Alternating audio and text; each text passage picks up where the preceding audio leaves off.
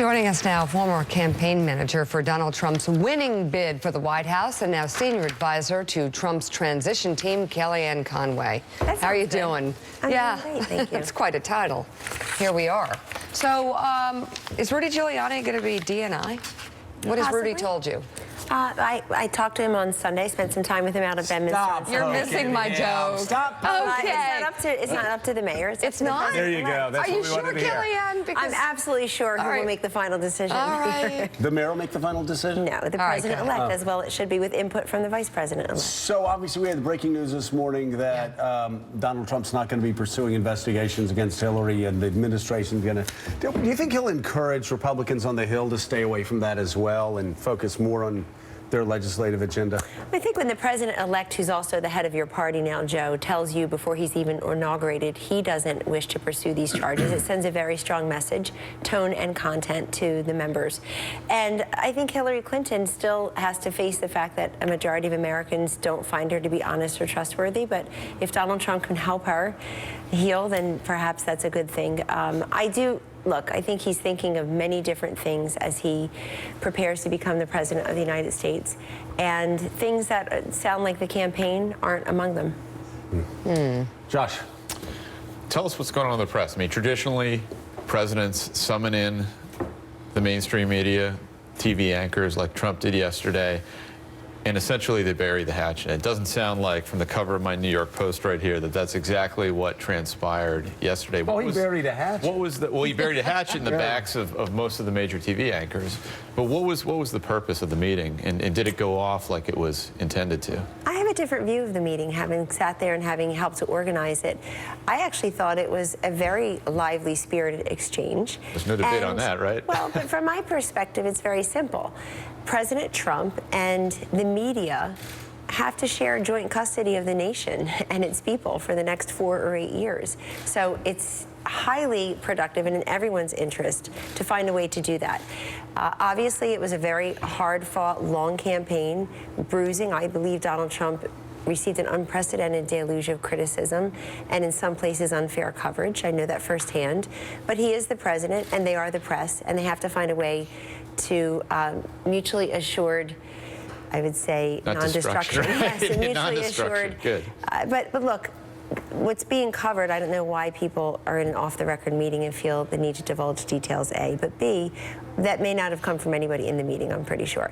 But B, most importantly, the exchange that they had, the questions that were asked of him that he answered, had a lot to do with his first 100-day vision, had a great deal to do with, will you follow through on this campaign promise? What about your view of the world? Without getting... It wasn't as hostile as it read in the Post. It just wasn't. And the way you know that, Joe, is how people reacted afterwards. There was a receiving line for Steve Bannon. So there's some breaking news for you. Many people wanted to, meet him and talk to him, make some eye contact, exchange some business cards with him. That's just a fact.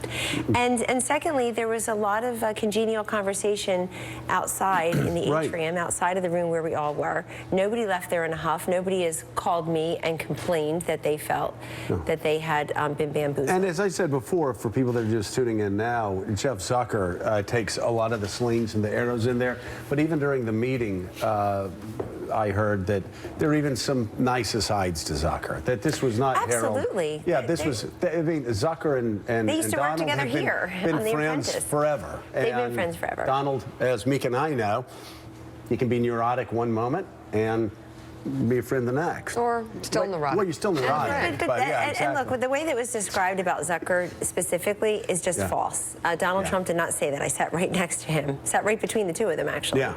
And that's he just false. He didn't say that in there. That's just false. And actually, not to divulge confidentialities, but after that particular meeting with the press, which went on for 75 minutes, it's not like anybody got up and left early. It was an amazing meeting, really, and I'm glad NBC was well represented there.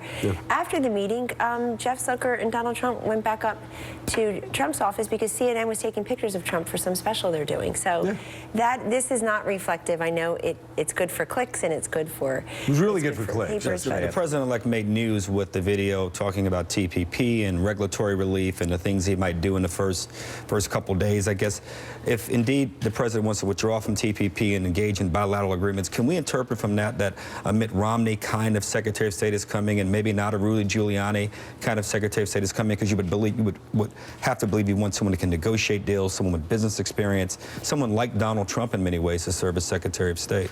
Well, Rudy Giuliani and Mitt Romney and Donald Trump all have that in common. They're successful businessmen, job creators, great negotiators, tough negotiators. But what happens with TPP will be the total call of President-elect Trump. And he made it a huge priority in that video because it's something he ran on and he means. It created a schism in the Republican Party, frankly, last year. You had Paul Ryan and Ted Cruz co-authoring an op-ed in the Wall Street Journal supporting it, and then you had Ted Cruz changing his mind on it.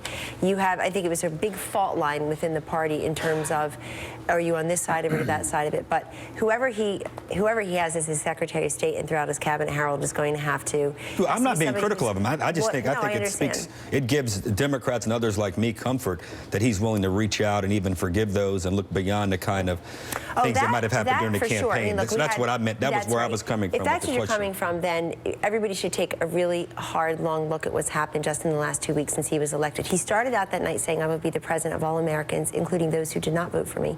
And since then, he's had everyone from Eva Moskowitz to Bob Johnson from BET to Tulsi Gabbard, the Democratic Congresswoman from Hawaii yesterday. These have been incredibly inspiring meetings for him because not everyone will end up in the cabinet or the government. And most of them are not even seeking that. I have to tell you, as somebody who's there, they're seeking the opportunity to talk to the president-elect early in his formation, giving advice and counsel. Will he appoint a Democrat? Guys, we got to go to break, unfortunately. Will he appoint a Democrat to a top Guys, we got to go to break. I'm sorry, we're way over. We've got Thomas Friedman up next. We just want to thank you and Donald for making sure that Ari Emanuel was only there just to advise and consent and not have a position. That It was be cool. quite ugly. It was cool to be with him. Kellyanne, thank you. I think the anscer is yes. Okay. There you go. There you go. Boom. All right, Up Kellyanne, next, thank you so much for being with Thomas us.